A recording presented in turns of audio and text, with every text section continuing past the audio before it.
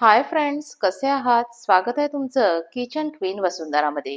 दिवाळी फराळ रेसिपी मधील आजचा आपला रेसिपीचा पदार्थ असणार आहे तो म्हणजे खमंग आणि कुरकुरीत अशी शेव. तर ही शेव बनवण्यासाठी या ठिकाणी आपण सोड्याचा वापर करणार नाहीये. तरी देखील आपली शेव जी आहे ती कुरकुरीत असणार आहे, टेस्टी असणार आहे आणि तेल न पिणारी असणार आहे. तर अशी ही खमंग कुरकुरीत तेल न पिणारी शेव कशी बनवायची हे जाणून घेण्यासाठी व्हिडिओ आहे तो शेवटपर्यंत पहा आणि चॅनलवर जर नवीन असाल तर चॅनलला सबस्क्राईब करा.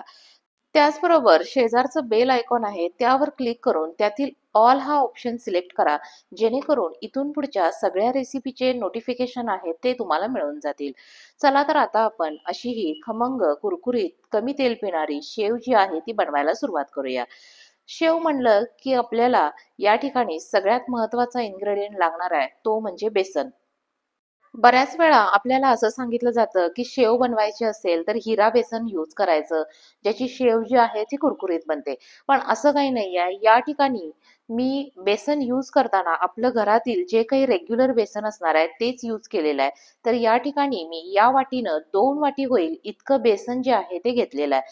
बेसन घेताना आपल्याला हे व्यवस्थित असं मैद्याच्या चाळणीनं चांगलं चाळून घ्यायचं आहे, जेणेकरून एकदम बारीक असं बेसन जे आहे ते आपल्याला मिळून जाईल. या ठिकाणी आपण फक्त बेसन घेतलेलं आहे, याच्यामध्ये तांदळाचं पीठ वगैरे काहीही ऍड करायचं नाहीये. बेसन जे आहे ते ॲज इट इज आपण यूज करणार आहोत. यानंतर आपण यामध्ये अंदाजानं चवीनुसार असं मीठ घालायचं आहे. शेव जी आहे ती खूप आपल्याला अशी खारी अशी करायची नाहीये. नंतर जर कमी वाटलं तर आपण टेस्ट करून मिठाचं प्रमाण आहे ते वाढवू शकतो. तर मी या ठिकाणी बारीक मीठ जे आहे ते अंदाजानं त्याच्यामध्ये ऍड करून घेतलेलं आहे आणि हे मीठ जे आहे ते व्यवस्थित आपण सगळ्या पिठामध्ये असं मिक्स करून घेऊयात.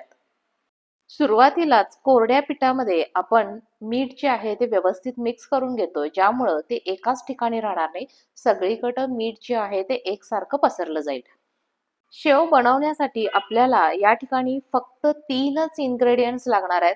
एक म्हणजे बेसन, दुसरं म्हणजे मीठ आणि तिसरं म्हणजे तळण्यासाठी लागणारं आहे ते म्हणजे तेल. तर या 3 पदार्थामध्येच आपली शेव जी आहे ती छान अशी तयार होणार आहे. पी पिठामध्ये मीठ जे आहे ते व्यवस्थित मिक्स करून झालेलं आहे. त्यानंतर आपल्याला यामध्ये तेलाचं मोहन ॲड करायचं आहे. त्यासाठी मी कढई जी आहे ती व्यवस्थित गरम करून घेतलेली आहे. यामध्ये मी 3 टेबलस्पून होईल इतकं तेल ॲड करून घेतलेलं आहे. हे तेल जे आहे ते आपल्याला कडकडीत अगदी धूर येईपर्यंत असं गरम करून घ्यायचं आहे, ज्याच्यामुळं आपली शेव जी आहे ती कुरकुरीत बनणार आहे. तेलाचं प्रमाण देखील आपल्याला वापरताना काळजीपूर्वक वापरायचं आहे. खूप तेल वापरायचं नाही, नाहीतर शेव जी आहे ती खूप तेल ओढून घेते. आता तेलाचा धूर निघेपर्यंत तेल जे आहे ते मी गरम करून घेतलेलं आहे आणि ते मी या पिठावर जे आहे ते टाकून घेतलेलं आहे. आता आपण हे तेलाचं मोहन जे आहे ते पिठामध्ये व्यवस्थित असं मिक्स करून घेऊया.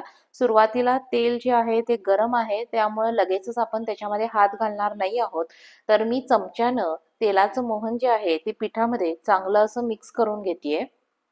2 ते 3 मिनिटं झाल्यानंतर हे जे आहे ते थोडंसं गार होईल आणि थोडंसं गार झाल्यानंतर आपण त्याच्यामध्ये हात घालू शकतो. तर हातानं तेलाचं मोहन या सगळ्यामध्ये आपण छानसं असं मिक्स करून घेऊया आणि त्याचबरोबर त्यामध्ये जर काही गाठी झाल्या असतील, तर त्या गाठी देखील आपल्याला व्यवस्थित अशा फोडून घ्यायच्या आहेत. हे सगळं मिक्स होण्यासाठी त्यातल्या गाठी ज्या आहेत त्या सगळ्या काढून टाकण्यासाठी एक 5 ते 6 मिनिटं ते आपल्याला व्यवस्थित असं चोळून घ्यायचं आहे. या ठिकाणी मी एका हाताने मिक्स करतेय. तुम्हाला जर 2 हाताची सवय असेल तर दोन्ही हातांनी तुम्ही काय करू शकता, मिक्स करून त्यातल्या गाठी ज्या आहेत ते फोडून घ्यायच्या. या मिश्रणामध्ये कुठंही गाठ राहता कामा नये. गाठ जर राहिली तर ती आपण ज्यावेळी त्या साच्यामधून, त्या शेवग्यामधून ज्यावेळी आपण ती शेव पाडणार आहे, त्यावेळी ती मध्ये येऊन ती आपल्याला अडकू शकते. म्हणून आपण काय करतोय, अजिबात त्याच्यामध्ये कोणत्याही प्रकारची गाठ ठेवायची नाहीये. अगदी चोळून आपल्याला त्यातल्या सगळ्या गाठी ज्या आहेत त्या काढून टाकायच्यात. तसं बघायला गेलं तर दिवाळीच्या सगळ्या फराळामधील सगळ्यात सोपा पदार्थ असेल तर तो कोणता म्हणजे तर शेव असणार आहे. कारण यासाठी काही असं खास प्रमाण ठरलेलं नाहीये. इतक्या प्रमाणातच ते घ्यायला पाहिजे असं ठरलेलं नाहीये. आपल्याला जसं लागेल तसं आपण पीठ ऍड करू शकतो. एखाद्या वेळेस पीठ कमी जास्त जरी झालं तरी ते आपण काय करू शकतो, नंतर वाढवू शकतो. तर त्यामुळं त्याच्यामध्ये आपल्याला असं काही खास प्रमाण लक्षात घ्यायचं आवश्यक नाहीये आणि खूप कमी पदार्थ लागणार आहेत. फक्त 3च पदार्थ आपण या ठिकाणी वापरतोय, तरी देखील आपली शेव जी आहे ती छान अशी तयार होणार आहे. तर बघा, मी या ठिकाणी 5 ते 6 मिनिटं सगळे गोळे जे आहेत ते त्यातले मी काढून घेतलेले आहेत. तेलाचं मोहन छानसं असं याच्या पिठामध्ये ऍड करून झाल्यानंतर आता आपल्याला यामध्ये थोडं थोडं करून पाणी ऍड करत जायचं आहे आणि या पिठाचा एक गोळा तयार करून घ्यायचा आहे. आता शेव बनवताना एकच काम जे आहे ते याच्यामध्ये अवघड असणार आहे, ते म्हणजे हे बेसन जे आहे ते पाणी घातल्यानंतर चिकट होतं आणि ते आपल्याला मळण्यासाठी थोडासा वेळ द्यावा लागतो. यातली ही एक गोष्ट सोडली तर बाकीची कोणतीही गोष्ट आपल्याला अवघड नाहीये. या ठिकाणी आपल्याला पाणी ऍड करताना थोडं थोडं असं पाणी ऍड करायचं आहे. पीठ आपल्याला अजिबात पातळ करायचं नाहीये. पीठ पातळ झालं तर आपण नंतर त्याच्यामध्ये पीठ ऍड केलं तरी चालेल, बेसन ऍड केलं तरी चालेल. पण शक्यतो आपल्याला काय करायचं आहे, पीठ जे आहे ते पातळ करायचं नाहीये. त्यामुळं तुम्ही पाहत असाल की मी थोडं थोडं करून पाणी जे आहे ते ऍड करते आणि सगळं पीठ जे आहे ते त्याच्यामध्ये व्यवस्थित असं मिक्स करून घेते. या ठिकाणी तुम्ही पाहू शकता, जसं जसं मी पाणी ऍड करत चालले तसं पीठ जे आहे ते थोडंफार चिकट चिकट होत चाललंय. आपण ते मळू शकत नाहीये, पण आपल्याला थोडंसं प्रयत्न करून पीठ जे आहे ते व्यवस्थित त्याचा गोळा होण्यासारखं आपण रेडी करतोय. पीठ जर तुमच्या हाताला खूपच चिकटलं तर या पद्धतीनं चमच्याचा वापर करून ते काढून घ्यायचं. त्याच्यामुळं आपल्याला गोळा करणं जे आहे ते इझी जाईल. आपण सुरुवातीला घेताना 2 बाउल होईल इतकं बेसन घेतलं होतं. तर हे आपल्याला मळण्यासाठी म्हणून पाणी जे लागलंय ते मला 1.25 बाउल होईल इतकं पाणी लागलेलं आहे. पाणी आपल्याला किती लागणार आहे हे बेसनची जी काही क्वालिटी असेल त्याच्यावर डिपेंड असणार आहे. जुनं असेल तर कदाचित आपल्याला जास्त पाणी लागू शकतं, नवीन असेल तर आपल्याला कमी पाणी लागू शकतं. आपल्याला एवढंच लक्षात ठेवायचं आहे की बेसन जे आहे ते आपल्याला काय ठेवायचं आहे, घट्टच ठेवायचं आहे. तयार होणारा पिठाचा गोळा जो आहे तो घट्ट पाहिजे, खूप पातळ होता कामा नये. थोडंसं आपलं जे आहे ते ताटाला पीठ जे आहे ते साईडला लागणारच आहे. ते खूप चिकट असल्यामुळे पूर्ण ताट असं क्लीन असं होणार नाहीये. आता आपलं पीठ जे आहे ते रेडी झालेलं आहे. आता आपल्याला शेव पाडायला सुरुवात करायची आहे. शेव पाडण्यासाठी जी काही मी जाळी घेतलेली आहे तर ती मिडल लेवलची घेतलेली आहे. खूप बारीक नाही, खूप मोठी नाही, अशी आपल्याला शेव जी आहे ती तयार करायची आहे. यासाठी मी मिडल लेवलची जाळी जी आहे ती घेतलेली आहे. तर आता आपल्याला सुरुवातीला जो काही आपण शेवगा घेतलेला आहे, जो काही साचा घेतलेला आहे, तर त्याला मी थोडंसं आतून पाणी लावून घेणार आहे. जो काही साचा आहे त्याला आपण थोडंसं पाणी लावल्यामुळं पीठ जे आहे ते त्याला खूप असं चिटकून बसत नाही. आता आपण तयार बॅटर जे आहे ते साच्यामध्ये भरून घेणार आहोत. साचा भरताना आपल्याला तो खूप वरपर्यंत असा भरायचा नाहीये. आपल्याला तो इझिली प्रेस करता आला पाहिजे. त्यासाठी अर्ध्याहून थोडासा जास्त असा साचा जो आहे तो भरून घ्यायचा आहे आणि आपल्याला तो साचा भरताना चांगलं पीठ त्याच्यामध्ये प्रेस करून भरायचं आहे. नाहीतर शेव जी आहे ती मध्ये काय होईल, तुटली जाईल. तेल आता आपलं चांगलं गरम झालेलं आहे. तेल आपल्याला गरम करताना खूप दूर निघेपर्यंत असं करायचं नाहीये. थोडंसं नॉर्मली गरम झालं की आपण त्याच्यामध्ये शेव जी आहे ती डायरेक्टली आपण त्याच्यामध्ये गाळून घेणार आहोत. तर शेव गाळताना मी गॅसची फ्लेम जी आहे ती मंद ठेवली होती. दुसरी गोष्ट म्हणजे आपल्याला त्याच्यावर खूप असे थर द्यायचे नाहीयेत, खूप असे लेयर द्यायचे नाहीयेत. आता माझे तेल जे आहे ते चांगलं व्यवस्थित खूप तापलं गेलं होतं. त्यामुळे मी शेव पलटताना काय केलेलं आहे, लगेचच पलटलेली आहे. माझी आधीची बाजू जी आहे ती छानशी अशी तळली गेली होती, म्हणून मी शेव लगेच पलटलेली आहे. दुसरी बाजू देखील मी छानशी अशी तळून घेतलेली आहे. शेव आपल्याला खूप वेळा खालीवर करायची नाहीये.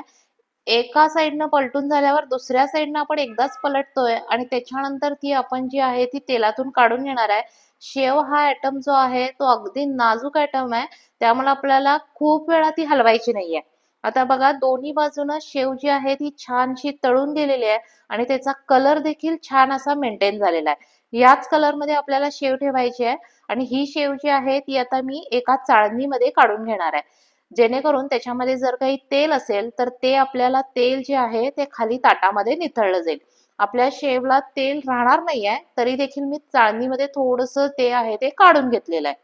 अशाच प्रकारे आपण उरलेल्या सगळ्या बॅटर पासून शेव जी आहे ती छान अशी बनवून घेणार आहोत.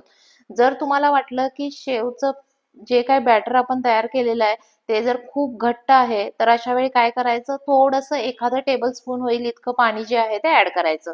आता या ठिकाणी मी सांगितल्याप्रमाणे खूप असे त्याच्यावर एकमेकांवर खूप लेअर द्यायचे नाहीत, नाहीतर शेव जी आहे ती व्यवस्थित तळली जाणार नाही आणि छान खुसखुशीत अशी होणार नाही. त्यामुळं एकतर गॅसची फ्लेम आहे ती खूप मंद पण नाही, मीडियम पण नाही, मीडियम टू मंद याच्या मध्ये अशी ठेवायची आहे. त्यामुळं आपल्या शेवचा कलर जो आहे तो मेंटेन राहणार आहे. आणि या ठिकाणी आपण शेव बनवताना त्याच्यामध्ये हळद सुद्धा ऍड करायची नाहीये. हळद घातल्यामुळं काही वेळेला शेवेचा कलर जो आहे तो रेड होण्याचे चान्स असतात. आणि जर आपण ओवा घातला तर ओवा घातल्यामुळं पण शेवचा कलर जो आहे तो थोडासा ब्लॅक होण्याचा चान्स असतो. म्हणून मी याच्यामध्ये ना ओवा वापरलाय ना हळद वापरली आहे. छानशी अशी आपण शेव जी आहे ती तळून घेतलेली आहे. तयार झालेल्या शेवमधून सगळं तेल जे आहे ते छानसं आपण निथळून घेऊया आणि त्याला परत एकदा चाळणीमध्ये आपण काढून घेऊया. आता या ठिकाणी पाहू शकता अतिशय छान अशी शेव आपली रेडी झालेली आहे. त्याचा आकार देखील नाजूक असा आलेला आहे.